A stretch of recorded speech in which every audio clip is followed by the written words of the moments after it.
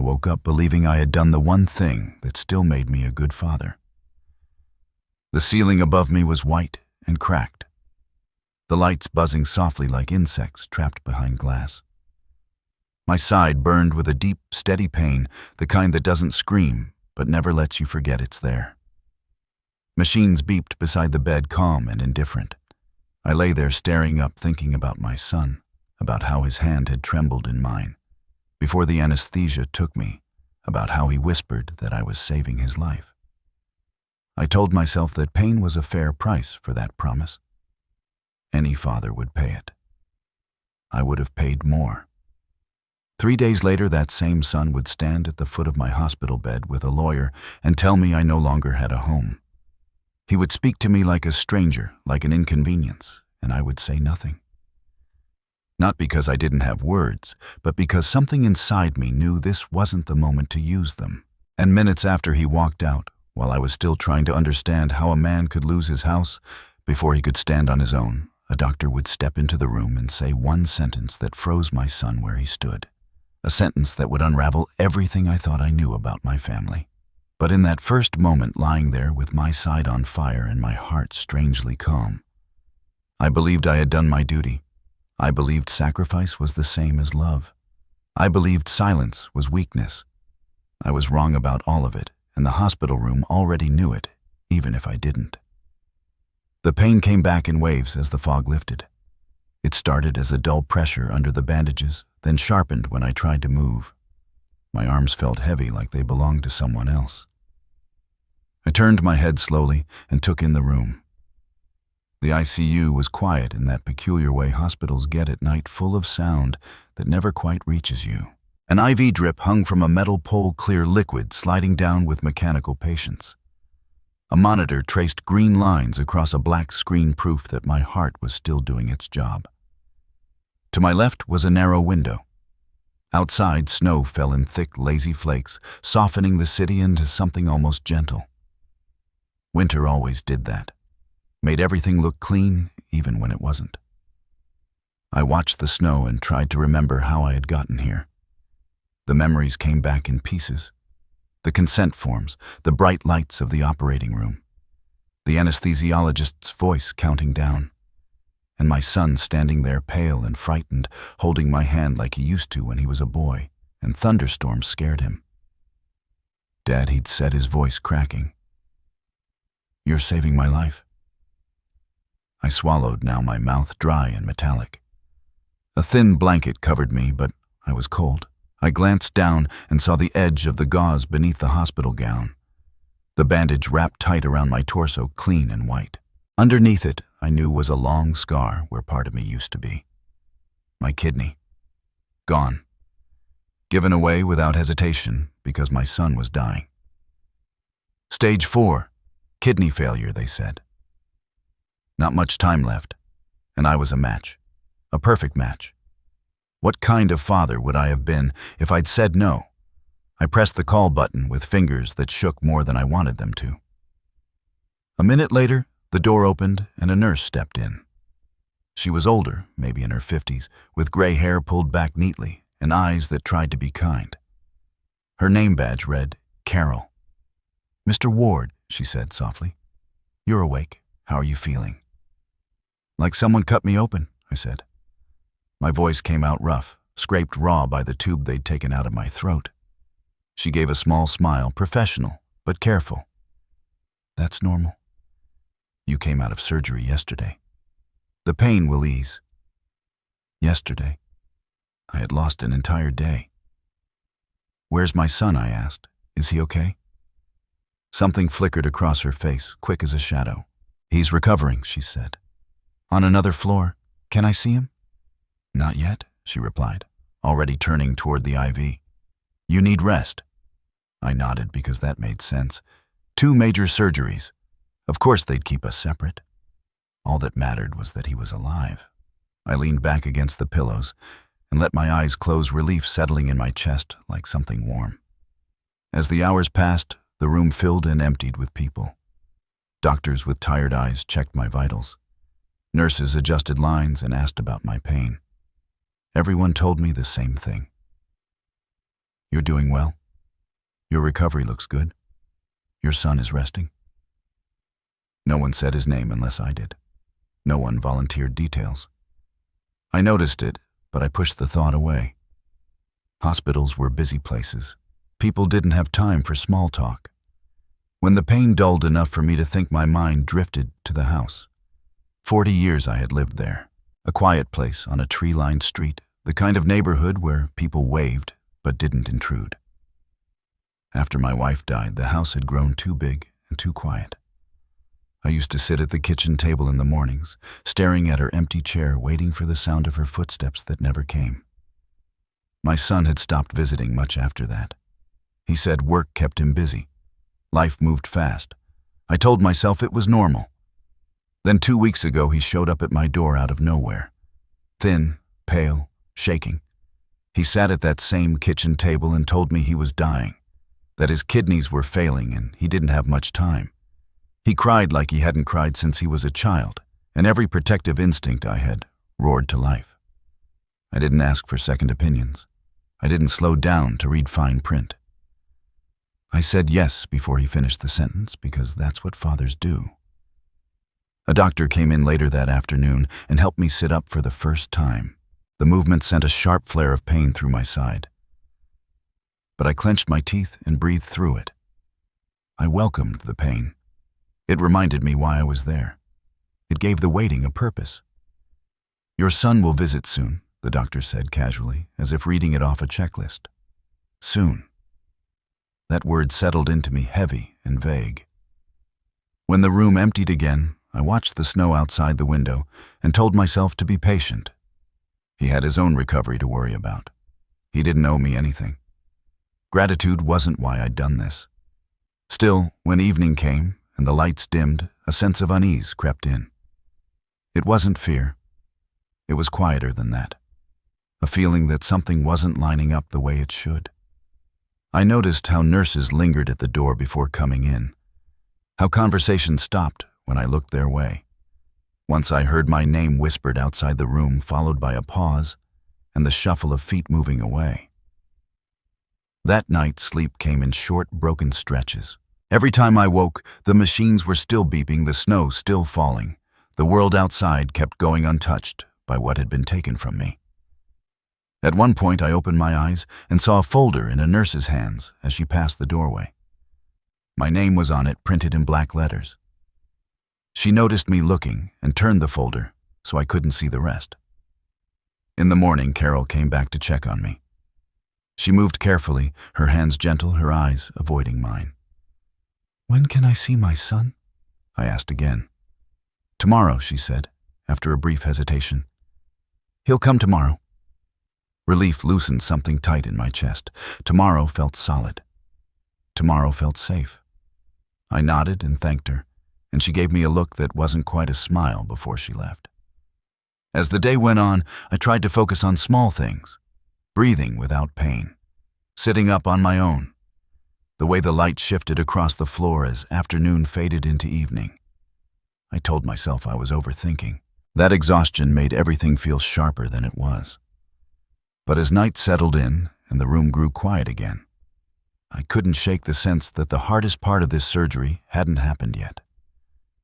I lay there listening to the steady rhythm of the machines and realized something I wasn't ready to name. My body was healing slowly and painfully, exactly as it should. Whatever was wrong had nothing to do with my scar. I woke to the same beeping, the same white ceiling, the same dull weight pressing against my side. Morning light slipped through the narrow window, turning the snow outside into a pale blur. For a moment, I didn't know what day it was. Then the ache reminded me. Day 2, the waiting day. I turned my head slow and careful and searched the room for any sign my son had been there while I slept. A chair pulled close to the bed. A paper cup. A note scribbled on a napkin. There was nothing. The chair sat untouched against the wall. The trash can was empty. Even the blanket lay exactly as it had the night before, folded too neatly to have been moved by anyone who loved me. I told myself it didn't mean anything. Hospitals were controlled places. Visits were regulated. He was recovering too. That mattered more than my need for reassurance. A nurse came in to check my vitals. She smiled, asked me to rate my pain, adjusted the IV. Her movements were efficient, practiced. "Good morning," I said. "How's my son doing today?" She paused for half a second too long. "He's resting," she said. "Doing fine. When can I see him soon? Soon again. No room number, no details." She didn't say his name. When I asked another question about the incision, she answered quickly and changed the subject. By the time she left, I was staring at the door wondering why a simple answer felt so difficult to give. The hours dragged. Breakfast arrived on a tray I barely touched. Pain medication dulled the edge of the ache, but left my thoughts foggy, so I asked them to lower the dose. I wanted my mind clear. Waiting was easier when I could think straight. I watched staff rotate in and out, different faces, different voices, all carrying the same careful calm. Every time the door opened, my chest tightened. Every time it wasn't him, something inside me sank a little further. I tried not to count the minutes. I failed. By late morning, a physical therapist arrived with a clipboard and an encouraging smile. She helped me swing my legs over the side of the bed. The floor felt colder than I expected. When I stood, pain flared sharp and bright, and I had to grip the walker until my knuckles went white. "You're doing great," she said, slow and steady. "I just want to see my son," I said, breathless. She hesitated, then gave a polite nod. "You shouldn't be worrying about him right now. Focus on yourself." The way she said it stopped me, not reassuring, almost dismissive, as if the topic was off limits. I took 3 small steps and sat back down, sweat beading along my hairline. The pain was real, but the unease was worse. After she left, I lay back and stared at the ceiling, listening to the soft hum of the ventilation. I thought about getting older, about how easily control slips away. One day, you're the one making decisions. The next people talk around you instead of to you. I had always believed respect followed age. Now I wasn't so sure. Around noon, a woman I hadn't seen before came into the room. She wore a badge with an administrative title and carried a thin folder pressed to her chest. Her smile was practiced, her voice careful. "Mr. Ward, I'm here to ask a few routine questions," she said. "About your living situation." "My living situation?" I echoed. "Yes." "Who lives with you? Do you have support at home?" "I live alone," I said. "I've been in my house for decades. My son checks in on me." She nodded and wrote something down. When I mentioned my house, her pen paused, just for a second. Then she closed the folder. "Thank you," she said. "That's all for now." She left without explaining why she needed the information. I lay there staring at the closed door, feeling like a form someone had half filled out and set aside. In the quiet that followed, memories surfaced uninvited. My son sitting across from me at the kitchen table 2 weeks earlier, his voice urgent, his eyes red. The way he kept repeating that there wasn't much time, that everything depended on me. At the time, it had felt like honesty. Now it felt rehearsed.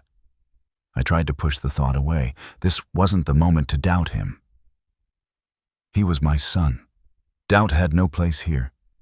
But doubt has a way of finding cracks. That afternoon, I asked again. A different nurse, this time younger, less composed. "What floor is my son on?" I asked gently. "I'd like to send him a message." She glanced at the chart, then back at me. "I'll have to check," she said. She never came back. Another nurse arrived later with medication. I asked her the same question. She smiled apologetically and said she didn't have access to that information. Her words sounded rehearsed, like lines passed down in a briefing. By evening, my body was exhausted from doing nothing. The pain had become a constant companion, no longer sharp, but always present. I sat by the window and watched the snow fall again, thicker now, the city muffled and distant. Somewhere out there, people were heading home, complaining about traffic, planning dinner. Life moved forward whether I was ready or not. I thought about my wife then, about how she used to say silence could mean many things. Sometimes it meant peace. Sometimes it meant avoidance. I wondered which one this was. That night I didn't sleep much. The machines kept their rhythm. My thoughts circled the same questions without answers. Why hadn't I seen him yet? Why did everyone avoid specifics? Why did it feel like the room itself was holding its breath? Sometime after midnight, I woke and saw a chart briefly visible at the foot of my bed. A nurse had left it there by mistake. My eyes drifted to it, more curious than alarmed. My name was printed at the top. Below it, a section labeled "Next of Kin." The line beneath had been changed. I couldn't see what it said, only that something had been crossed out and rewritten. The nurse noticed me looking and quickly flipped the chart closed, tucking it under her arm. "Sorry about that," she said a little too quickly. "It's all right," I replied, though my heart had started to pound. After she left, I lay there staring into the dim room, the glow from the monitors casting faint shadows on the walls. Tomorrow, I told myself. Carol had said tomorrow. I clung to that word like a promise. But as the hours passed and the snow piled up outside, a quiet truth settled over me. Whatever was happening had nothing to do with my recovery. My body was healing exactly as expected.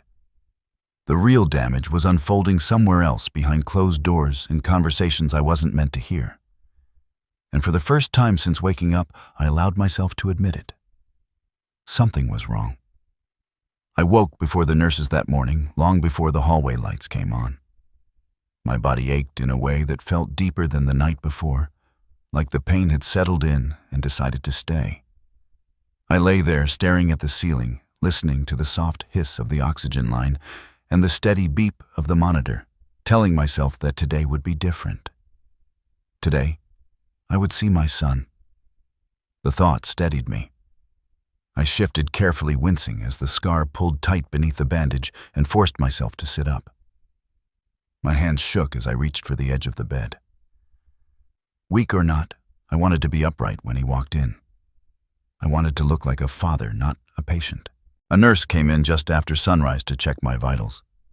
She moved quickly, avoiding small talk. "He's coming today, right?" I asked. She nodded without meeting my eyes. "Yes, he's scheduled to stop by." Scheduled. The word felt strange, but I let it go. I watched her write something on the whiteboard near the door. Under visitors, his name appeared for the first time. No room number, no time, just his name written neatly, like an appointment. The hours that followed stretched thin. I refused the heavier pain medications so I could stay alert. Hunger came and went, but I couldn't bring myself to eat. My mouth was dry, my stomach knotted. I kept rehearsing what I would say. That the pain was worth it. That I didn't regret a thing. That I loved him. Around noon, the hallway grew busier. Footsteps echoed. Voices drifted past my door and faded. Every sound made my chest tighten. I sat in the chair by the window, hands folded in my lap, watching the snow swirl outside. The world looked so calm from up here, like nothing bad could happen in it. Then the door opened. For a split second, my heart lifted. He stood in the doorway, framed by the bright hallway lights. I recognized him instantly, of course. The shape of his shoulders. The familiar tilt of his head. Relief surged through me so fast it almost made me dizzy. I tried to stand. "Wait," I said, reaching for the arm of the chair. He didn't move to help. He didn't step forward at all. He just stood there, hands in the pockets of a crisp, dark coat, watching me struggle. That's when I noticed the first thing that didn't make sense. He looked fine, more than fine. His face wasn't pale, his eyes weren't tired. There was no hospital bracelet on his wrist, no stiffness in his posture, no sign of recent surgery anywhere on him. "Where's your bandage?" I asked, the words slipping out before I could stop them. He didn't answer. Two people stepped into the room behind him. A woman in a tailored suit carrying a leather folder, and another younger woman who didn't even look up from her phone. The room felt smaller with them in it, crowded with unfamiliar energy. "Who are they?" I asked. The woman in the suit stepped forward, her heels clicking softly on the floor. She smiled professional and sharp, the kind of smile meant to keep distance. Mr. Ward, she said, using my full name. My name is Laura Bennett. I represent your son. Represent. The word landed hard. I don't understand, I said. My voice sounded far away, like it belonged to someone else. Laura opened the folder and pulled out a stack of papers. She placed them carefully on the small table beside my bed, smoothing the top page with practiced fingers. These documents concern your residence, she said. And your long-term care? I stared at the papers, the printed text blurring together. My residence. You signed over ownership of your home prior to surgery, she continued calmly. The property is now legally in your son's name. No, I said. That's not right. Those were medical forms. My son finally spoke. You didn't read them, he said flatly. I told you it was important. I looked at him, then really looked. The man standing there didn't look like the boy I raised. His eyes were cold, detached, as if this conversation bored him. You need to leave the house, he went on. It's already been arranged. There's a facility that will take you. They specialize in post-surgical recovery. A facility, I repeated. You mean a nursing home? He shrugged. It's temporary. Temporary. Another word that meant nothing. But I gave you my kidney, I said. My voice cracked despite my effort to keep it steady. I did this for you. For a brief moment, something flickered across his face. Not guilt, not regret, something closer to irritation. You did what you thought was right, he said. This is what's best now. The younger woman behind him snorted softly, still staring at her phone. I felt a strange calm settle over me. The shock was so complete it numbed everything else. I didn't argue. I didn't raise my voice. I didn't ask how he could do this. I just sat there listening, absorbing each word as if it were being spoken about someone else. Laura slid the papers closer. We'll need your signature acknowledging receipt, she said. I didn't reach for the pen. My son glanced at his watch. We're done here, he said. They'll help you pack when you're discharged. He turned toward the door. The woman with the phone followed immediately. Laura gathered her folder, giving me one last professional nod before stepping aside. As they moved to leave, the door flew open. A woman in a white coat stormed into the room, her presence cutting through the tension like a blade.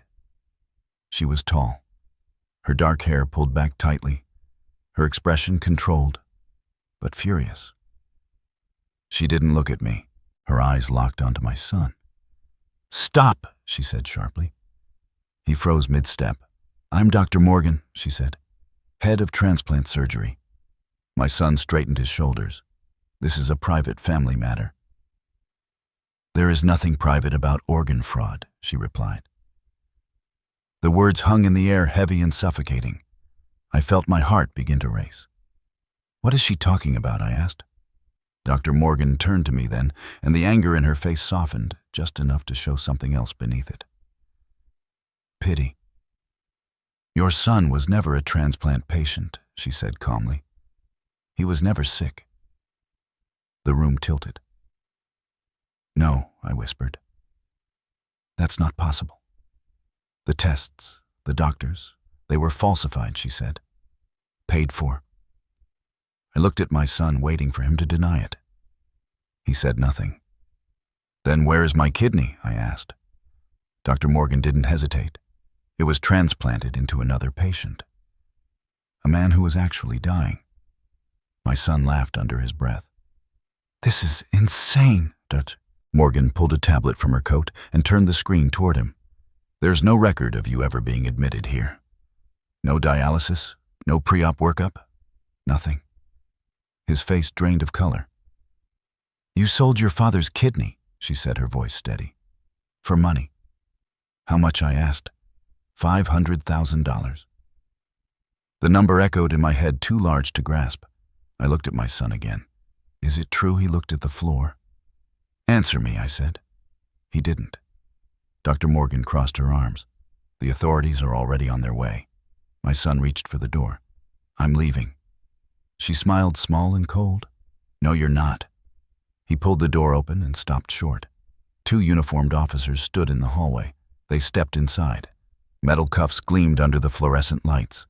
As they took him by the arms, he finally looked at me. "Dad," he said, his voice shaking. "I can explain." I turned my head toward the window.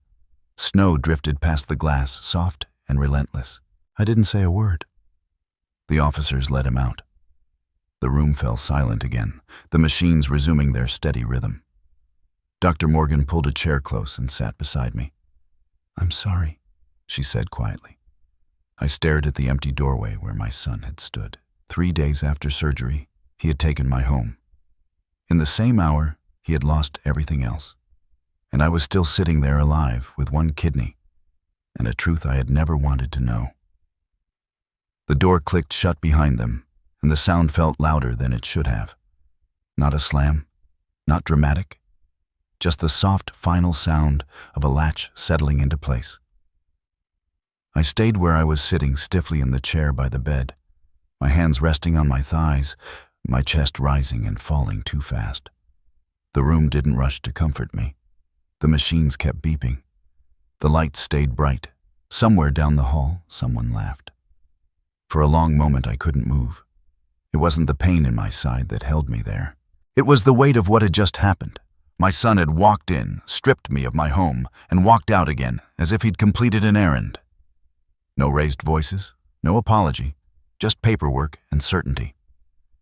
A nurse peeked in a few minutes later, her eyes flicking briefly to the empty doorway. "Are you all right, Mr. Ward?" she asked. I looked at her and nodded. "I'm fine." The word felt false, but it was the only one that fit. She adjusted the IV and left without asking anything else. No one chased after my son. No one questioned the lawyer. The hospital absorbed the moment and moved on. And that was when I understood something that chilled me more than the snow outside. This had been timed. He hadn't come while I was still foggy from anesthesia or too weak to understand. He had waited until I was awake enough to comprehend every word and too weak to do anything about it. He knew exactly how fragile I was, physically and legally. The realization settled over me like a heavy blanket. Another wave of pain rolled through my side, sharper this time. The nurse had offered morphine earlier, and I had refused. Now, I still refused. I didn't want anything dulling my senses. If this was the moment my life broke open, I wanted to feel it fully. I shifted carefully, my muscles trembling, and leaned back against the bed. The bandage pulled tight. Underneath it, the scar burned a long reminder of what I had given away without hesitation. My kidney was gone. My house was gone. And the man who had taken both was my son. I closed my eyes and focused on my breathing. In through the nose, out through the mouth. Slow, controlled. If I lost control now, I knew I wouldn't get it back. The room felt smaller than it had before, as if the walls had moved closer while I wasn't looking. The chair, the bed, the narrow path between them suddenly seemed insufficient. I looked toward the window, needing space, and stared at the gray sky beyond it. The snow had slowed the flakes smaller now, drifting without urgency.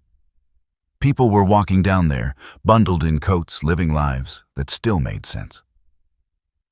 I wondered where I would be walking in a few days. A facility, he'd said. Temporary. Words that sounded neat and harmless until you realized they were designed to erase you quietly. A knock came at the door. This time it wasn't a nurse. A woman stepped in, the same administrator from the day before, her folder tucked under her arm. She smiled, but her eyes were careful searching.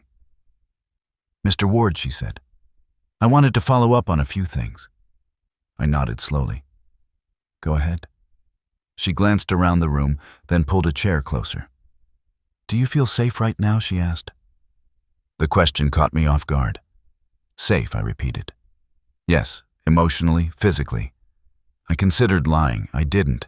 "I feel unsettled." She wrote something down. "We want to make sure you have appropriate support when you're discharged." "I have my house," I said automatically. Her pen paused, just for a fraction of a second. Then she looked up at me, her expression unreadable. We'll discuss options, she said gently. Option? Another word that pretended to offer choice where there was none. After she left, I stared at the blank space she'd occupied. Support, options, safety, none of those words addressed what had actually happened. My son hadn't just taken property. He had decided without consulting me that my life was over as I knew it, that I was something to be managed, not respected. As the afternoon wore on, my mind replayed the past year in fragments. Conversations I'd brushed aside. The way he'd asked about the house more than once, casually like he was making conversation. Questions about paperwork, about whether the deed was up to date. At the time, I'd assumed he was being practical, concerned. Now those memories rearranged themselves into something ugly and deliberate. I remembered him saying, "You should really simplify things, Dad. Makes it easier later." Later. He'd been thinking about later long before I ever knew I was sick. The anger came then, slow and steady, not explosive. It sat heavy in my chest, pressing outward. I let it sit. Anger could be useful if you didn't let it control you. I understood that instinctively. Arguing, shouting, demanding answers would have given him exactly what he wanted. Proof that he still had power over me. Silence, I realized, had denied him that. That thought surprised me. I hadn't planned my silence. It had come naturally, a kind of emotional paralysis. But sitting there now, I understood its value. If I had protested, if I had begged or threatened, he would have dismissed me as weak, emotional, unreliable. By saying nothing, I had become something else entirely. Unpredictable. A murmur of voices drifted in from the hallway. I couldn't make out the words at first, just the tone. One voice was sharp, clipped, clearly angry. It didn't belong to any nurse I recognized. The voices stopped abruptly, then resumed closer to my door. Footsteps approached fast and purposeful. My heart began to pound. Not with fear exactly, but with anticipation. Something was happening. Something my son hadn't accounted for. The door swung open without a knock. A woman in a white coat stood in the doorway, her posture rigid, her expression controlled, but intense. She didn't look at me at first. Her eyes were fixed on someone just outside the room. "Stay right there," she said firmly. There was a pause, then silence. She stepped fully into the room and closed the door behind her. Only then did she turn toward me. Her gaze softened slightly, just enough to acknowledge me as a person, not a problem. "Mr. Ward," she said, "I need you to listen carefully." I nodded, my throat tight. She took a breath as if steadying herself. "I'm Dr. Morgan," she continued, "and what just happened to you should never have happened at all." The way she said it sent a chill through me. Not sympathy, not reassurance, certainty. She glanced toward the door once more, then back at me. "You did the right thing by not responding," she said quietly. I frowned. Not responding to what? She didn't answer that question. Instead, she said something else, something that made the air in the room feel suddenly thin. "I've already made a call." I didn't know who she'd called. I didn't know why. But as she stood there, calm and unyielding, I realized something with startling clarity. My son thought he had ended this. He was wrong. She didn't look at me at first. She stood just inside the doorway, shoulders squared, white coat hanging open. Eyes fixed on the hall as if daring someone to step back into the room. The air changed around her. Nurses slowed as they passed. Conversations dropped to whispers. Whatever she carried with her, it wasn't comfort. When she finally turned, her gaze met mine and held. It wasn't gentle, but it wasn't cruel either. It was focused, assessing the look of someone used to deciding what happens next. "Mr. Ward," she said, "I need to confirm a few things." Her voice was calm, clipped, practiced. Not a question, a statement. I nodded. "All right." She stepped closer and read the band on my wrist, then glanced at the chart in her hand. "Elias Ward, 70 years old. Donor nephrectomy performed 2 days ago." "Yes," I said. "That's right." She studied my face as if measuring the distance between what I knew and what I didn't. Did your son just leave this room? Yes. Was he alone? No, I said. He came with a lawyer and another woman. Her jaw tightened just a fraction. Did he sign anything while he was here? No. Did you know? That earned me a brief nod. Approval, maybe. Or relief. She pulled a chair from the wall and sat down across from me, close enough that I could see the faint lines of exhaustion around her eyes. This was the first time she'd settled instead of standing. Whatever was coming, she intended to stay for it. Tell me about the consent process, she said. Who explained the procedure to you, my son? I replied. And a coordinator. They said everything was in order. How long did you have to review the documents? I thought back to the night I signed them, my son hovering the urgency in his voice. Not long. She exhaled slowly through her nose. Did anyone discuss the recipient with you in detail? Yes, I said, then hesitated. No. They said it was my son. That was enough. Her eyes dropped to the chart again. She turned a page. Did you ever see your son after your surgery? No. Before, yes. Just before. Was he prepared for surgery, gowned wristband? I closed my eyes briefly, replaying the image. He was dressed. Normal clothes. She didn't react, but I felt the room tilt slightly like a ship changing course.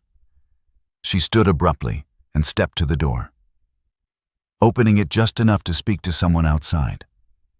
Her voice rose sharp and unmistakable. Freeze the records. Do not discharge this patient. And I want security outside this room now. I caught a word as it floated back to me, heavy and unmistakable.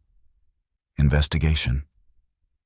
She closed the door again and turned the lock. The click echoed louder than it should have. I'm going to say this once, she said, lowering her voice. You are not to sign anything else. You are not to speak with your son or his representatives. If anyone comes back, you press that button and you wait. I stared at her. What's happening? She didn't answer directly. Instead, she reached out and adjusted the blanket around my shoulders, a small grounding gesture that surprised me. Right now, she said, my priority is keeping you safe. Safe. The word landed differently this time, heavier. She straightened and looked me in the eye. Your surgery was successful, she continued. Medically. But there are irregularities that should never have occurred. And your silence earlier may have prevented this from getting much worse. My silence, I repeated. She nodded. People who are being manipulated are often pushed to react, to argue, to sign quickly. You didn't. I thought of my son's face, the expectation in his eyes that I would protest.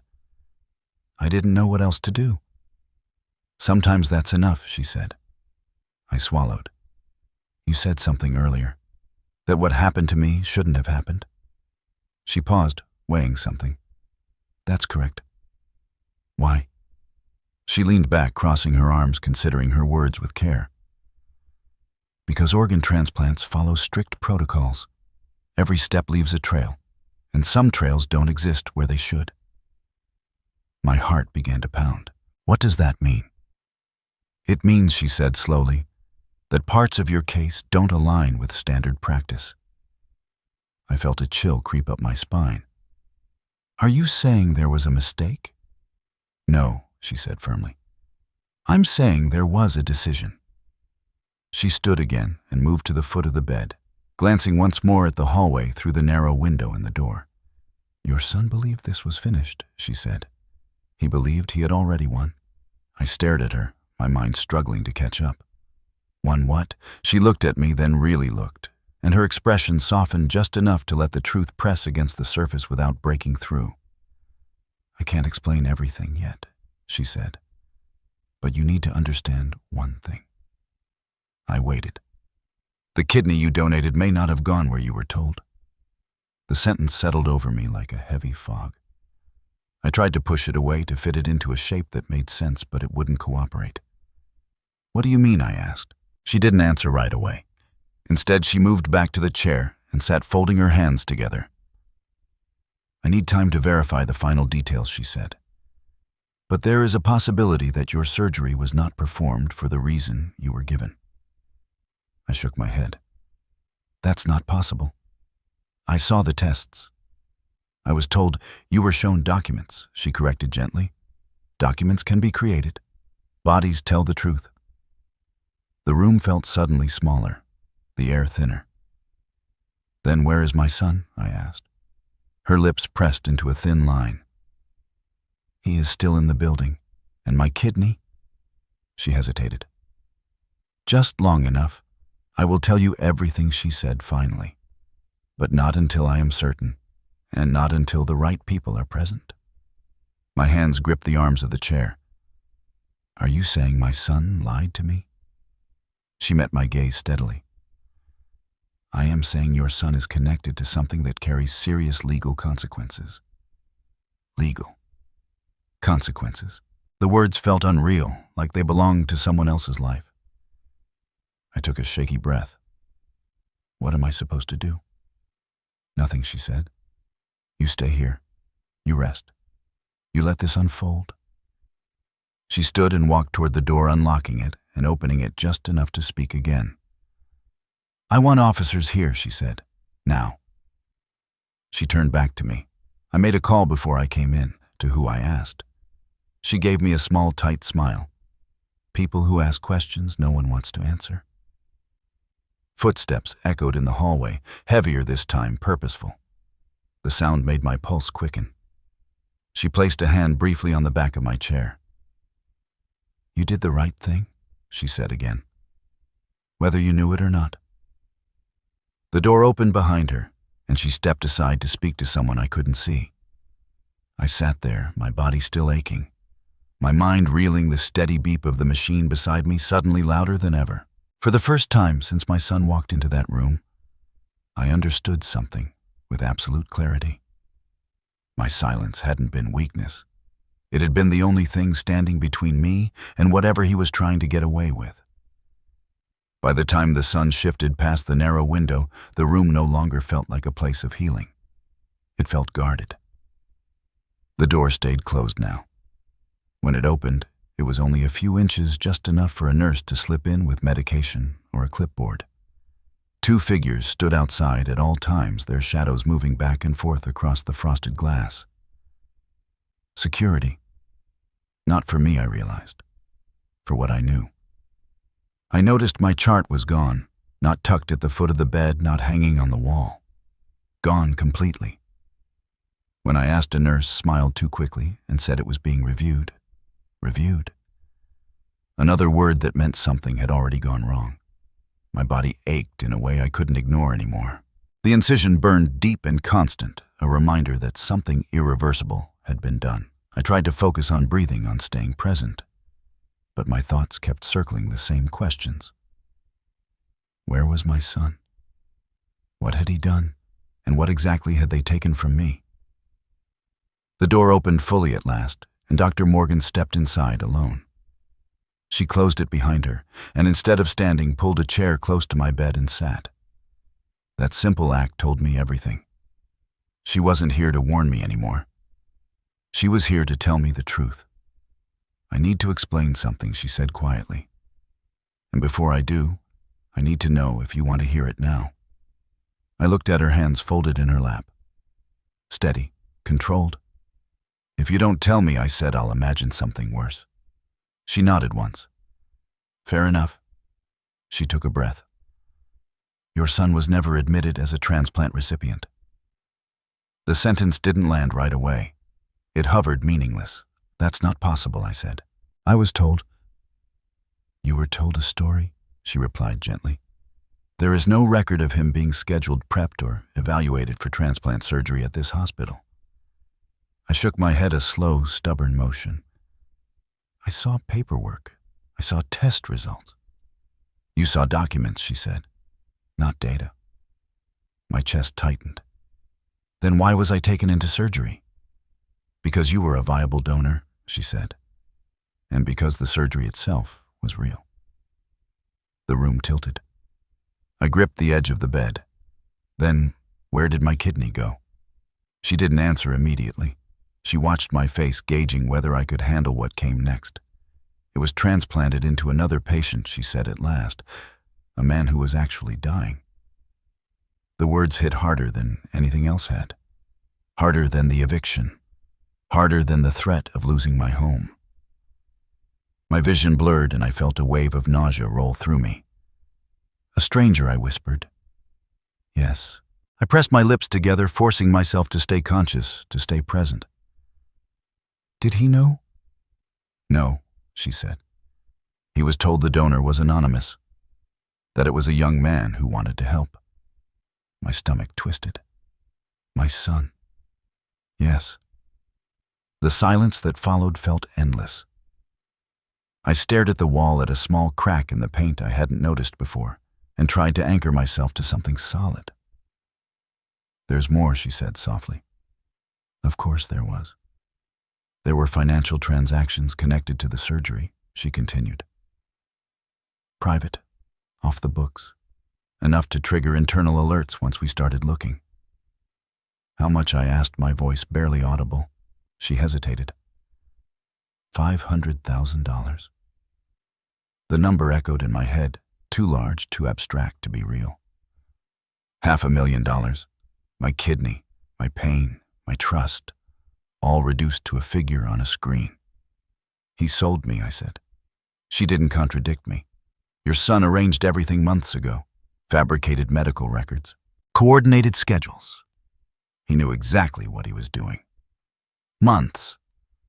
I thought of all the small moments I'd brushed aside. The questions about paperwork. The urgency. The rehearsed fear. It all snapped into focus, sharp and cruel. "That's why he waited," I said slowly. "To come here, to throw me out." She nodded. "The eviction was timed. Once the surgery was complete, he no longer needed your cooperation." The pain in my side flared again, and this time I welcomed it. It grounded me, reminded me I was still here. I didn't say anything, I murmured. "When he did it?" I didn't argue.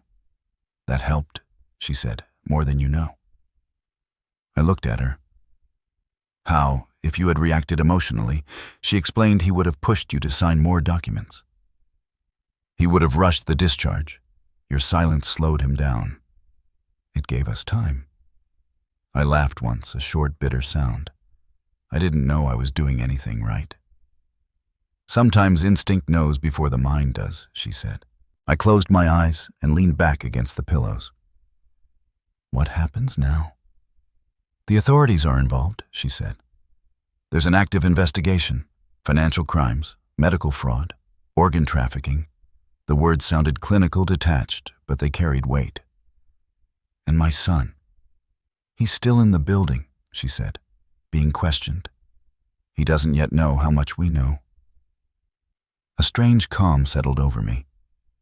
Not satisfaction, not relief, just clarity. "He always thought he was smarter than everyone else," I said. "That he could manage any situation." She stood, adjusting her coat. "People who believe that often forget one thing." "What's that?" "That systems exist for a reason." She moved toward the door, then paused. "You may be asked to give a formal statement later." "For now you stay here," I nodded. "I'm not going anywhere." She offered a small, sympathetic smile. "I know." After she left, I lay there, listening to the steady rhythm of the machines, the quiet presence outside my door. Somewhere in the same building, my son was sitting across from people who asked questions he couldn't answer away. The man who had walked into my room so confident, so certain, was now discovering what it felt like to lose control.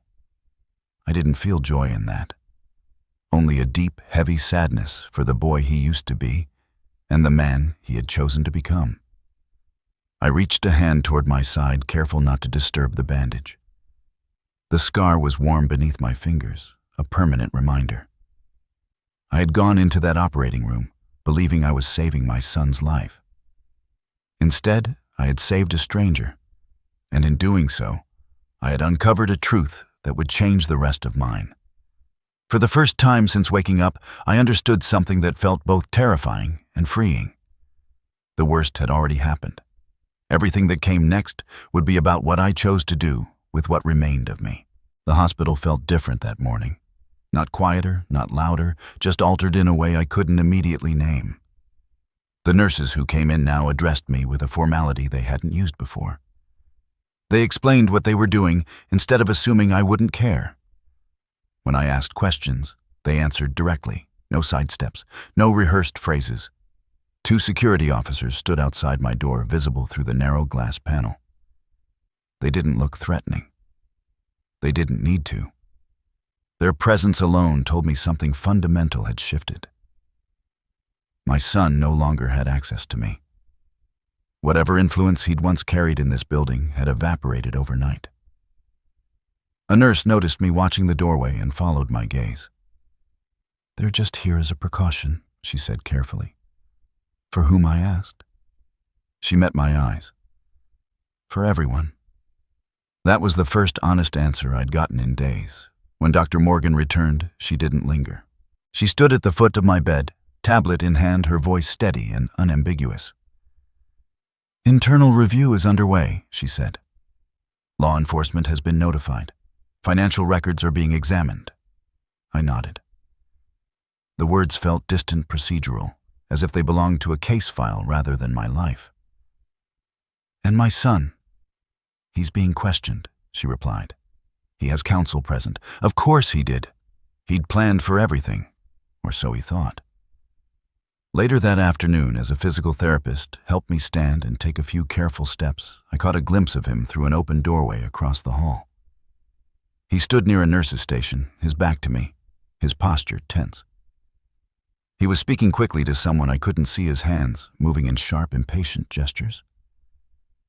It was the first time I'd seen uncertainty in his body. The confidence that had filled my room during the eviction was gone, replaced by something brittle and desperate. He turned his head slightly, and for a split second our eyes met. He didn't recognize me at first, not really. Then he did, and his expression flickered. Not remorse? Calculation. The look of a man trying to determine whether he was still in control. I looked away. The therapist pretended not to notice. "You're doing well," she said quietly, guiding me back to the bed. "Rest now." I rested, but I didn't sleep. From my room I could hear fragments of raised voices down the hall. Legal language. Short, sharp exchanges. The word fraud floated past my door more than once. Each time I heard my name spoken, it was with weight and clarity, not as an afterthought. This was no longer a family dispute. It was a matter of record. At one point, a hospital administrator came in with a thin smile and a thick folder. She explained in careful terms that my discharge would be delayed, that accommodations were being reviewed, that I was under no obligation to sign anything. "I won't," I said simply. She seemed relieved. Good. When she left, I lay back and stared at the ceiling, tracing the familiar cracks. A part of me wanted to confront my son, to demand answers, to ask how he could do this. But another part of me, quieter and steadier, understood something I hadn't before. Confrontation would give him what he wanted. A chance to manipulate, to reframe, to turn this into a conversation instead of a consequence. So I stayed silent. That evening, Dr. Morgan returned once more. This time she sat. "He hasn't been told everything yet," she said. "We're letting the evidence speak first." I nodded. He always thought he could talk his way out of anything. She gave a tight smile. "Some people mistake charm for immunity." "Will he go to jail?" I asked. She didn't answer right away. "There's a strong case," she said finally. "Multiple charges. It won't be resolved quickly." I absorbed that. Jail was a word I'd never associated with my son. It felt unreal, like imagining a child behind bars. But then I remembered the man who'd stood in my room with a lawyer and a watchful eye on the clock. "That's not what I wanted for him," I said quietly. "I know," she replied. Later, as the lights dimmed and the hospital settled into its nighttime rhythm, a nurse knocked and told me another patient had asked about me. Someone recovering from transplant surgery. I frowned. Why? She hesitated. He was told you might want to meet him when you're ready. The words stirred something deep and complicated inside me. The man who now carried my kidney. A stranger whose life had intersected with mine in the most intimate way possible. I'm not ready, I said. That's fine, she replied. There's no rush. When she left, I sat alone with the steady beep of the monitor and the hum of the air system. I thought about the life that kidney had saved. Not my son's, someone else's. Someone who had no idea what it had cost. And I thought about my own life stripped down to essentials. No house, no savings I could count on, no family to return to, just a body that was healing and a mind that was finally clear. Sometime after midnight, I heard footsteps stop outside my door. A low murmur, the soft crackle of a radio. Then they moved on. I realized then that my son could no longer reach me. Not physically, not legally, not emotionally. The system he'd tried to exploit had closed around him slow and methodical. And me, I was at the center of it, not because I demanded to be, but because I had stayed still long enough for the truth to surface. I didn't feel victorious. I didn't feel vindicated. I felt something else entirely. Grounded. As if for the first time in years I was standing on solid ground, instead of reaching for someone who kept pulling away. The scar on my side throbbed a quiet reminder of what I'd lost. But beneath it my heart beat steady and sure. I had lost a son, but I had not lost myself. And somewhere in this hospital, a man who thought he could control everything was learning what it felt like when the room changed sides. They told me the man wanted to see me in the afternoon after his vitals stabilized and the pain medication wore off enough for him to be fully present. I said no at first. Not out of anger, not even fear. I simply didn't know how to sit across from someone who carried a part of me I would never get back. It felt too intimate, too final, like opening a door I had just learned how to keep closed. Dr. Morgan didn't push. She nodded, told me there was no obligation, and left it there. But the idea stayed with me, hovering in the quiet moments when the room went still and the machines filled the silence. A stranger was alive because of me. Not by my choice, not the way I'd imagined, but alive all the same. That fact pressed against my chest in a way that felt heavier than grief. By early afternoon, the pain in my side had dulled to a manageable throb. I could sit without wincing. I could breathe without counting. When the nurse returned and asked again, softer this time, I found myself nodding before I'd fully decided. All right, I said. He can come. They wheeled him in slowly, careful and deliberate. He was thinner than I expected, his face pale, but alert eyes sharp in a way that spoke of someone who had looked death in the face and come back changed. He wore a hospital gown like mine, the fabric loose around his frame. When they positioned him across from me and stepped back, the room felt suddenly full. He looked at me for a long moment without speaking, his hands folded in his lap, his fingers trembling just slightly. I noticed the effort it took him to sit upright, the way he favored one side. Pain recognizes pain. I knew what it cost him to be here. You don't have to say anything, he said finally. His voice was rough, worn thin by something more than surgery. I wanted to see you. I nodded once. I wasn't sure I could do this. I wasn't sure you would, he admitted. But I'm grateful you did. Grateful. The word landed differently coming from him. There was no expectation in it, no transaction, just acknowledgement. They told me your name, he continued. After everything came out. I didn't know before. I was told the donor wanted to remain anonymous. I looked away toward the window, watching the light shift across the snow outside. I didn't know about you either, I said. I thought I was helping my son. He swallowed. I know. Silence settled between us, not uncomfortable, just heavy with things that didn't need to be said. He was the first to break it. I've been sick for a long time, he said. 2 years, maybe more. Dialysis waiting lists, doctors who spoke in careful language because they didn't want to scare my family. My grandchildren thought I was going to die. I closed my eyes briefly. I'm sorry. He shook his head. Don't be. I'm here because of you. Even if the way it happened was wrong. He hesitated, then added, when Dr. Morgan told me the truth, I felt sick. Not because of the surgery, because of what it meant for you. I studied his face. There was no pity there, just something close to respect. They said my son took money, I said quietly. Yes, he replied. My family paid it. We were told the donor was young, willing, healthy. We were told it was legal. I believed it because I wanted to live. I nodded. Wanting to live makes liars sound convincing. He exhaled slowly. If I could undo it. You can't, I interrupted gently. And neither can I. He seemed to accept that, his shoulders easing just a fraction. Then let me say this clearly, he said. I don't see you as someone who was used.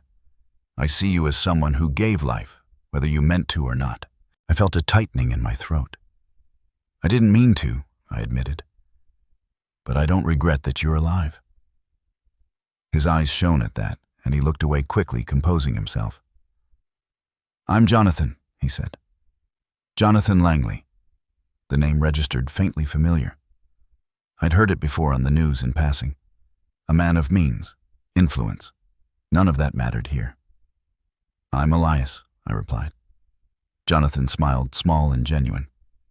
Elias, he repeated like he was committing it to memory. We talked for a while after that. Not about the crime, not about my son. About ordinary things. About the lake he loved to walk by when he was well. About the books I used to read to my wife. When her eyes got tired. About mornings and routines and the strange quiet that settles in after life breaks you open.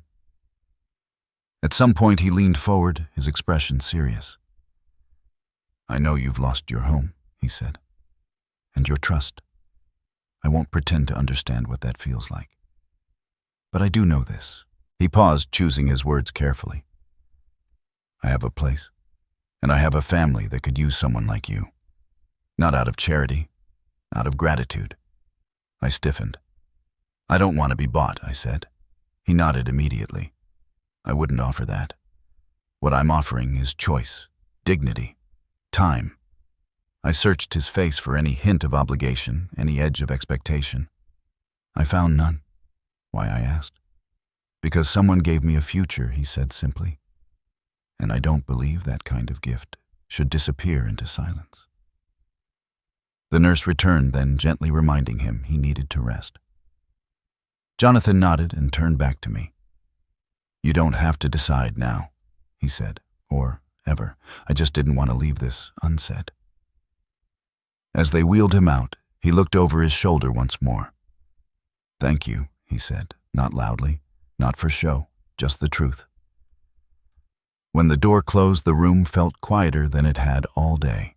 I sat there for a long time staring at my hands, at the faint tremor that still hadn't left them. I thought about my son, about the way he'd spoken to me like an obstacle instead of a father. I thought about Jonathan, a stranger who had nothing to gain from kindness and offered it anyway. That evening, I held the business card he'd left on the table between my fingers. Simple. Clean. A name and a number. An address by the water. I didn't call. Not yet. But for the first time since the surgery, since the betrayal, since the truth cracked my life in half, I felt something unfamiliar stir beneath the grief. Possibility. I lay back against the pillows as night settled in the hospital lights dimming around me. The scar on my side ached, a quiet reminder of loss. But beneath it, my heart beat steady, anchored by a truth I hadn't expected to find. Family, I realized, wasn't always the people who shared your blood. Sometimes it was the people who saw your worth when you no longer could. The first time I left the hospital room, it wasn't through the front doors. It was down a quiet hallway past offices that smelled faintly of coffee and disinfectant, escorted by a social worker who spoke softly and avoided using my son's name. The winter air didn't hit my face yet, but I could feel it waiting, pressing against the glass like a question I wasn't ready to answer. My discharge papers were thicker than they should have been. Pages explaining medications, follow-up appointments, physical limitations. And then the other pages. Temporary housing, asset protection. A note stating clearly that no decisions regarding my property were to be made without independent counsel present. I signed where they told me to, slowly, carefully, my hand still unsteady. No one mentioned my son. They didn't have to. He was everywhere in the margins, in the pauses, in the way people chose their words, like stepping around broken glass. The temporary apartment they placed me in was small and clean, the kind of place designed to hold you without inviting you to stay. Neutral walls, generic furniture, a bed that didn't creak, and a couch that felt like it had never known a body long enough to remember it. My belongings arrived in 2 boxes. Clothes, a few books. A framed photo of my wife that I set on the nightstand and stared at longer than I meant to. The silence there was different from the hospital. No beeping machines, no footsteps in the hall, just the hum of the refrigerator and the distant sound of traffic. I sat on the edge of the bed and let it settle around me, heavy and absolute. That night, sleep came in pieces. I dreamed of paperwork piling up around my feet, of doors that wouldn't open no matter how many keys I tried. I woke with my heart racing and my side aching, the scar pulling tight, as if reminding me that I couldn't run from this, even if I wanted to. The call came the next morning. It wasn't from the police. It wasn't from the hospital. It was from a lawyer. I didn't know, his voice calm and precise, explaining that he had been appointed to represent my interests while the investigation continued. He spoke of charges, of timelines, of evidence that was already stronger than my son realized. "He's been arrested," the lawyer said gently. I closed my eyes. Arrested. The word echoed in my chest, heavy and final. "When late last night," he replied. "There was an attempt to move funds that accelerated things." Of course there was. My son never stopped trying to control the outcome. I thanked the lawyer and ended the call, then sat there staring at the wall until the light shifted and I realized hours had passed. I didn't cry. I didn't feel relief. I felt something closer to exhaustion, the kind that settles in your bones after a long illness. In the afternoon, there was another knock. A woman introduced herself as a caseworker. Her expression, professional but kind, she explained next steps. Court dates, testimony. The possibility of restitution, though she was careful not to promise anything. I listened, nodding, absorbing information like a sponge that had already soaked up too much. When she left, I reached for the business card Jonathan had given me. It had been sitting on the counter since I arrived untouched. I turned it over in my fingers, feeling the raised lettering, the weight of it. I didn't want to impose. I didn't want to be someone's responsibility. But the alternative was a quiet room, and too much time to think. I dialed the number. Jonathan answered on the second ring. "Elias," he said, warmth in his voice. "I was hoping you'd call. We spoke simply, no grand plans, just logistics. He told me the guest room was ready if I wanted it, that there was no rush, that his family understood." I thanked him and said I would come for dinner. Just dinner. A visit. The drive along the lake was slow, my body still fragile, but the view steadied me. Gray water stretching out under a pale sky. The house itself was large, but understated, set back from the road, its lights warm against the cold. It didn't feel like a monument. It felt lived in. Jonathan met me at the door, leaning on a cane, his smile easy. Inside the house smelled of food and something sweet baking. Voices drifted from the kitchen laughter light and unguarded. For a moment, I stood frozen, unsure if I belonged in that sound. "You're welcome here," Jonathan said quietly, as if reading my mind. Dinner was simple and abundant. A table full of people who looked at me with curiosity, not suspicion. Children who asked questions without knowing how heavy answers could be. No one mentioned my son. No one asked why I was there. They talked about school projects and weather and plans for the spring. At one point, a young girl tugged at my sleeve and asked if I would help her with her homework sometime. The question caught me off guard. I said yes before thinking, and her grin felt like a small, unexpected gift. When I left that night, the house felt warmer behind me than the car did ahead. I drove back to the apartment with a strange sense of calm, like something inside me had shifted without making a sound. The letter arrived 2 days later. I recognized the handwriting immediately. Careful, controlled, my son's. I didn't open it right away. I set it on the table and made myself tea, watching the steam rise, grounding myself in the simple act. The envelope waited patiently, as if it knew it held power only if I gave it attention. When I finally opened it, the words inside were what I expected. Explanations framed as excuses. Regret carefully measured. An apology that focused more on consequences than harm. I folded the letter and placed it back in the envelope. I didn't tear it up. I didn't respond. I simply set it in a drawer and closed it, feeling no urge to reopen that door. The court date came faster than I expected. The building was cold, the air heavy with anticipation. I sat quietly beside my lawyer as my son was brought in. He looked smaller somehow.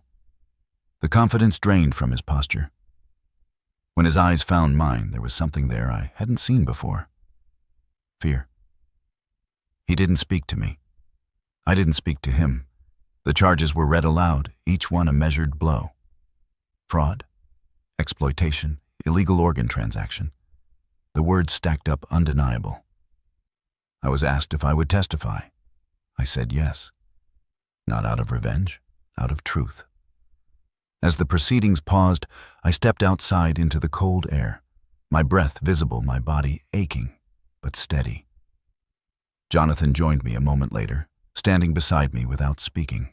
We watched people pass, unaware of the weight being carried just inside those walls. You don't owe anyone anything, he said eventually. I know, I replied, and for the first time, I truly did. When the day ended, I walked back to my car alone, the sky darkening above me. The road ahead was uncertain. There would be more hearings, more questions, more nights where sleep came slowly. But as I drove along the lake, the water reflecting the last light of day, I felt something solid beneath the uncertainty. I had lost my son in the way that mattered most, but I had not lost my voice, and I was no longer afraid of the silence that followed. The courtroom smelled faintly of old wood and disinfectant, a strange mix that reminded me of both churches and hospitals. Places where people came seeking judgment or mercy, sometimes both. I sat on the hard bench beside my attorney, my hands folded in my lap, the scar along my side pulling tight each time I shifted my weight. Across the room, my son sat at the defense table, his shoulders hunched, his suit hanging a little looser than it used to. He did not look at me. I wasn't sure if that was cowardice or mercy. The judge entered, and everyone rose. The room settled into silence, heavy and expectant. This was not the kind of silence I had practiced in the hospital, the quiet endurance of pain. This silence was public. It demanded witnesses. The prosecutor began with facts, dates, transactions, medical records that did not exist, payments that did. Each sentence landed like a stone dropped into still water ripples spreading outward. I listened without flinching. I had already lived the truth. Hearing it spoken aloud only stripped away what little illusion remained. When they called my name, my legs felt unsteady as I stood. The oath sounded distant, formal, like a ritual performed for someone else. I took my seat on the witness stand and faced the room. Mr. Ward, the prosecutor said gently, "Can you tell the court why you agreed to donate your kidney?" I didn't hesitate. "Because he was my son," I said, "and I believed he was dying." "Did you receive any compensation for that donation?" "No." "Did you understand the risks involved?" "Yes." I understood I might never fully recover. Why did you agree anyway? I looked at the jury then. 12 strangers, each carrying their own assumptions about fathers and sons. Because when your child asks you to save his life, I said you don't calculate what it costs you. You just do it. There was a murmur in the room. The judge called for quiet. The defense attorney rose next, his voice measured, controlled. He asked about my relationship with my son, about my age, about my health. He tried to paint a picture of confusion, of misunderstanding of a well-intentioned plan gone wrong. Did your son ever explicitly tell you he intended to harm you? He asked. No, I said. Did he ever threaten you? So you're saying this was all deception, he concluded. That you were completely unaware. I met his gaze. I'm saying I trusted him. That was all. He sat down. When I stepped off the stand, I did not look at my son. I didn't need to. I had said what mattered. Dr. Morgan testified next, her voice steady, precise, impossible to twist. She explained protocols safeguards the absence of records where records should have been. She spoke not with anger, but with authority, the kind that comes from knowing you are right and cannot be shaken. Then came the financial expert. Charts, numbers, the cold clarity of money trails that told a story no one could argue with. $500,000, accounts opened and closed, transfers timed with surgical dates, planning not panic. By the time the defense rested, the room felt exhausted. Truth had a way of doing that. It demanded attention, then left nothing else to say. The judge recessed for deliberation. I stepped outside into the hallway, my body heavy, my mind strangely calm. Jonathan stood near the window, his cane resting against the wall. He nodded when he saw me, a quiet acknowledgement. You did well, he said. I didn't do anything, I replied. I just told the truth. That's more than most people manage, he said softly. We didn't speak again. We didn't need to. When we were called back in the air in the courtroom, felt charged. Everyone rose as the judge returned. The verdict was read slowly, deliberately, each word clear. Guilty, on every count. The sound that left my son's mouth was barely audible, more breath than voice. He sank back into his chair, his face drained of color. For the first time, he looked small, not like a child, like a man who had finally run out of explanations. The judge spoke of betrayal, of exploitation, of the seriousness of using another human being as a means to an end. When the sentence was handed down, it landed with a finality that echoed in my chest. Years. I didn't count them. I didn't need to. As the bailiff moved forward, my son looked up at me then. Our eyes met across the space that had grown between us long before this day. His were filled with something I had waited years to see.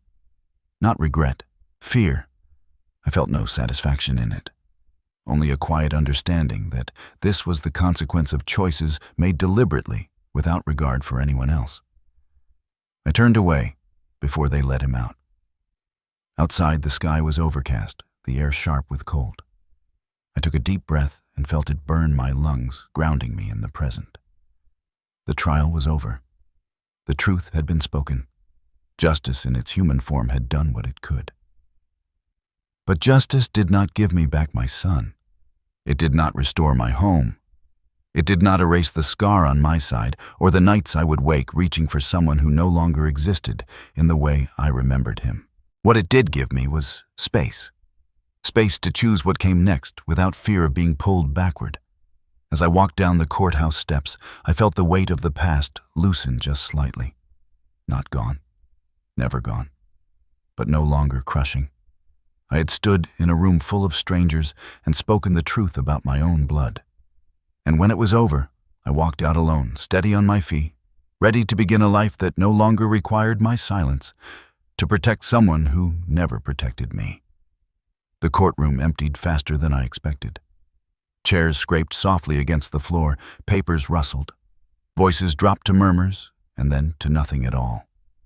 One by one, people stood, gathered their coats, and left, as if a switch had been flipped and the spectacle was over. The room that had felt so heavy minutes earlier now felt hollow, like a shell abandoned by whatever once lived inside it. I stayed seated. My lawyer touched my arm gently and asked if I was ready to go. I nodded, but didn't move right away. My legs felt steady enough, but something else held me there. I wanted to see the room empty. I wanted to know what justice looked like when no one was watching. Across the room, my son was being escorted toward a side door. Not the main exit, not the path everyone else took. The bailiff's hand rested lightly on his elbow. Not rough, just firm enough to make it clear there were no more choices to be made. For a brief second, my son turned his head and our eyes met. There was no anger in me then, no triumph, not even sadness in the way I'd expected. There was distance, clean and unmistakable, the distance of two people who no longer belonged in each other's lives. He opened his mouth as if to say something. I looked away. When I finally stood, the effort surprised me, not because of pain, but because of how quiet everything felt inside. I walked out slowly, the echo of my footsteps following me down the aisle. Jonathan stood near the back, waiting without impatience. He didn't speak when I reached him. He simply walked beside me as we left the courtroom together. Outside, the air was cold and sharp. The sky hung low over the city gray and undecided. I took a deep breath and felt it fill my lungs, steady and real. For the first time since the verdict, I allowed myself to feel the weight of it. He was going to prison. The sentence did not bring relief the way people think it should. It didn't mend anything. It didn't give me back my home or the years I'd spent believing in a version of my son that never truly existed. It simply closed a door. Heavy. Final. Justice, I realized, was not the same as peace. We walked in silence for a block before Jonathan spoke. "Are you all right?" "I don't know what that means anymore," I said honestly. He nodded. "That's fair." At the curb, he paused. "I'll give you space," he said. "But I'm here." I thanked him and watched as he walked away, his pace unhurried, respectful. I stood there for a moment longer, then turned toward the direction of the temporary place I'd been staying. The city moved around me, indifferent and alive. Cars passed. People hurried along the sidewalks, wrapped in their own concerns. No one looked at me twice. That anonymity felt strange after weeks of scrutiny. Strangely comforting. Back in the apartment, I set my coat down and sat at the small kitchen table. The room felt exactly as it had before. Neutral, forgettable. I stared at the wall and waited for something to crash over me. Grief, anger, relief. Nothing came. Instead, I felt tired. Bone-deep tired. The kind that comes after a long illness, when the fever breaks and leaves you weak but clear-headed. I thought about my house, the one I'd lived in for decades. The kitchen where my wife and I used to drink coffee on Sunday mornings. The hallway where my son's height had been marked on the wall year after year. That life was gone, not because of the trial, but because it had already been taken before I ever woke up from surgery. I reached for the drawer where I'd placed my son's letter days earlier. I opened it, took the envelope out, and turned it over once in my hands. The handwriting was still neat, still familiar. I could almost hear his voice as he'd sounded years ago before things changed. I didn't open it. Some answers I understood now don't heal. They only reopen wounds that are trying to close. I placed the envelope back in the drawer and shut it firmly. That evening, my phone rang. Jonathan's name lit up the screen. I let it ring twice before answering. "I didn't want to intrude," he said, "but I wanted to check in." I appreciate that I replied. "Actually, there's something I've been thinking about." Yes, I looked around the room at the blank walls and borrowed furniture. "Your offer," I said. "About staying with you. About helping your grandchildren." There was a pause on the other end of the line. Not hesitation. Respect. "It still stands," he said. "No pressure. No timeline. I closed my eyes. I'd like to accept. His breath caught softly. I'm glad. Not because I need rescuing, I added, but because I don't want to rebuild my life in a place that feels like a waiting room. I understand, he said. Come when you're ready. After we hung up, I packed slowly. There wasn't much to gather. Clothes, a few books. The framed photo of my wife, which I wrapped carefully in a towel. Each item felt lighter than it should have, as if I were shedding weight rather than carrying it. Before I slept, I stood in front of the mirror and lifted my shirt, examining the scar along my side. It had faded slightly, a thin line where something irreplaceable had been taken. It didn't make me angry anymore. It made me thoughtful.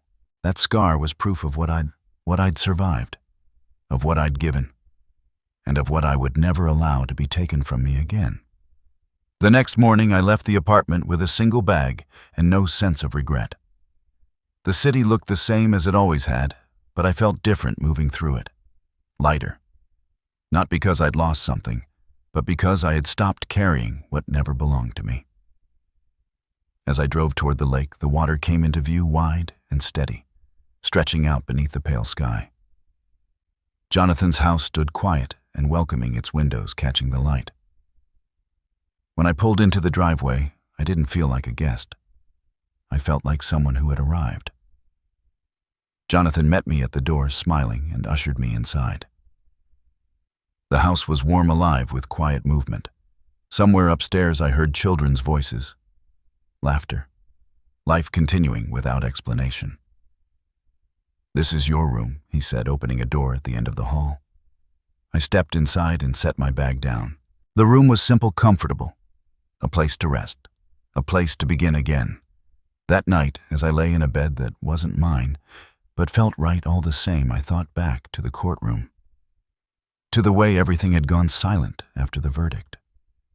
I realized then that silence doesn't always mean absence.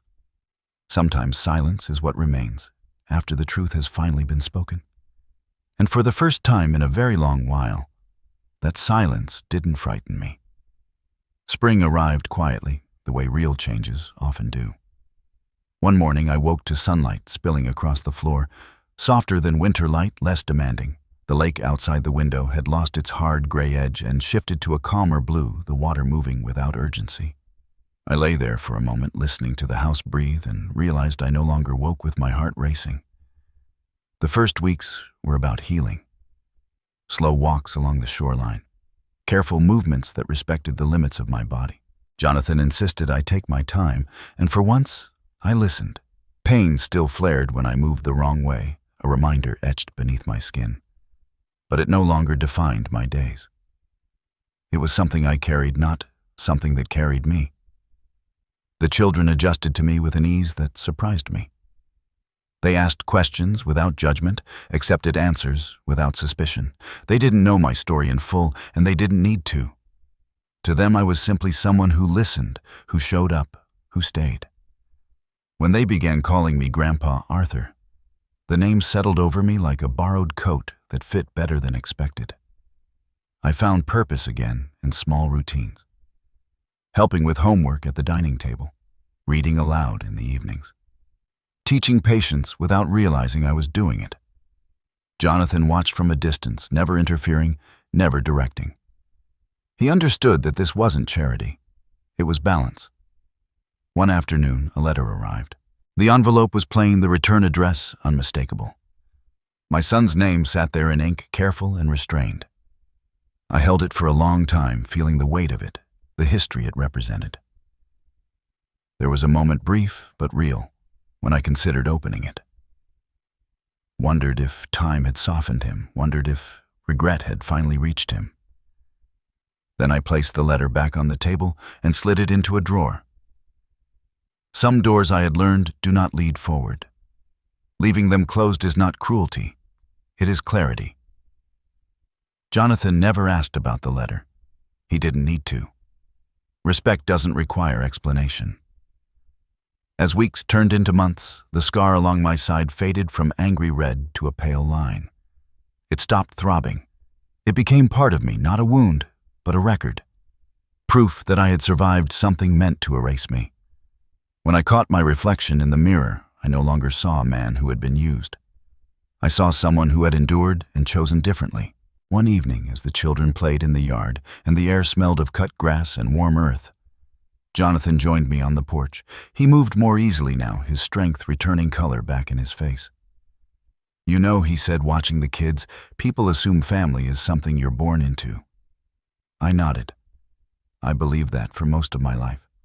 And now I think family is who treats you like you matter when it would be easier not to. He smiled at that, quiet and sincere. Later that night, I stood alone by the window looking out over the lake as darkness settled. I thought about the man I used to be, the father who believed sacrifice guaranteed love, the widower who clung to the last connection he had left even when it hurt. I didn't judge that man anymore. He had done the best he could with what he knew. But I also knew I was no longer him. I had learned that silence can be strength, that walking away is not weakness when staying means losing yourself, that blood ties do not excuse betrayal, and kindness does not require permission. Most of all, I learned that it is never too late to begin again. I didn't rebuild my life by reclaiming what was taken. I rebuilt it by choosing where to stand next, by choosing people who chose me back, by understanding that respect is the foundation love must rest on, or it will collapse under its own weight. If you're listening to this and you've ever been betrayed by someone you loved, I want you to hear me clearly. You are not foolish for trusting. You are not weak for hoping. But you do not owe your future to people who treat you like a transaction. Walking away is not giving up. It is choosing yourself. My story didn't end in that hospital room or that courtroom. It didn't end with a sentence being read aloud. It began the moment I stopped begging for understanding from someone who never intended to give it. Home, I've learned, is not where you're born. It's where you're valued. And if this story resonated with you, if it stirred something you've been carrying quietly, I invite you to share it. Leave a comment and tell me. Have you ever had to walk away from someone you loved to protect yourself? How did you find your way forward? If you believe in second chances, not just for others, but for yourself, stay with this channel. Subscribe and be part of a community where dignity matters and healing is possible. Your story isn't over, and neither is mine.